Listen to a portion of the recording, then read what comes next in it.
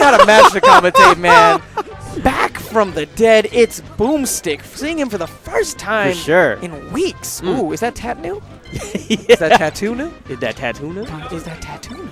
Oh, man, I love seeing Falco, and I love seeing Boomstick play, or as I like to call him, Boom Soldier. I love that. Like that, it was such like one of those flubs that you're just like, you know what? I'll stick with it. I like it. Boom I like Soldier. it. Boom Soldier. I love it. Because Bomb Soldier was like one of my first inspirations to play Falco, and just made me fall in love with the game that much more. And it's really cool to see, you know, how much Falco has evolved over the years. So it's really cool to see, and I think Boomstick is a great example of a good Falco player and one that you can take notes from. Yeah, we're definitely going to see a lot of creative combos, some great pillaring, and some fantastic finishers from Boomstick.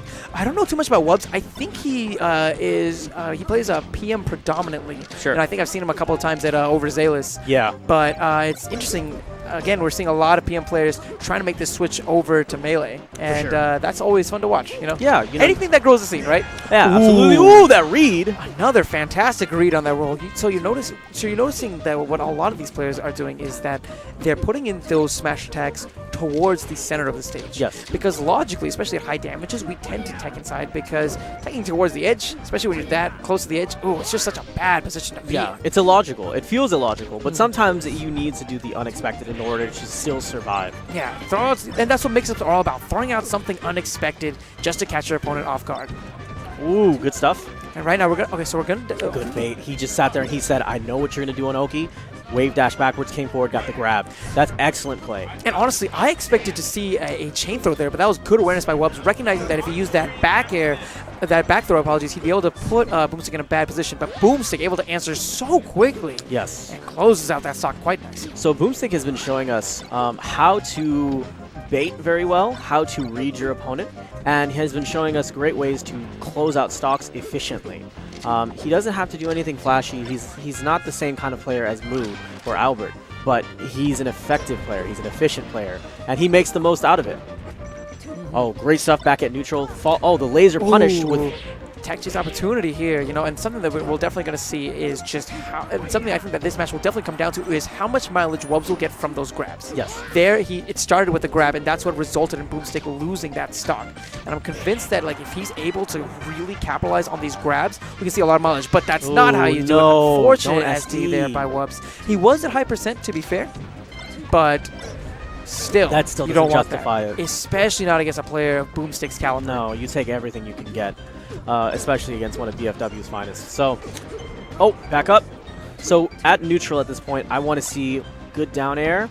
See, read it again. He's doing a great job reading those rolls. And I'm loving the way you notice. So something that I noticed in that match was how Boomstick loves using those wave dashes just to put himself in a position where he can shine again and start up the pillar. Yes. You know, and that was some great stuff there by Boomstick, really just closing out the gap and really, honestly, making Wubbs feel a little bit claustrophobic, I feel, as far as like his movement options went. Absolutely.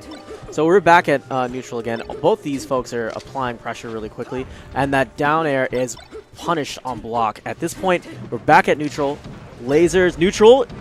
Finishing them off? No, back onto the stage. So something to think about here is definitely the stage choice. While we do have a smaller stage than the last pick, which means it's going to be a lot easier to get Falco off of the stage, which is what Wubbs definitely wants, playing a character like Sheik who's so good at gimping.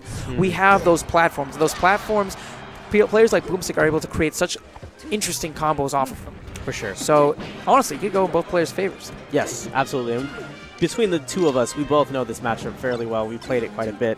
And for someone coming from a Falco perspective, I absolutely hate being at high percentages against Sheik, regardless of where I am on the stage, because one of those well-placed forward airs is very difficult. And even then, you have the kunai at your disposal. So Falco's already really hard coming back onto the stage. Those kunai do not make it that any much easier. And I'm just loving that. That's what I'm talking about there. You notice how much he was able to get off of the shines off the platform. Yes. Following it up with a quick back air to put Wubbs in a bad position. Ooh, Wubbs with a forward air opportunity. That's going to be it. Just like that. And that's what you were talking about. Yes. High percentage forward airs. Definitely something to watch out for on this stage, especially with Falco's limited recovery options. It's one of those rough matches. Because even then, sometimes, well, it can be rough. There's some moments where, ooh, that was a cool jab reset. But it's one of those things where you just have to keep your wits about you, but just play consistent. Don't do anything extraneous.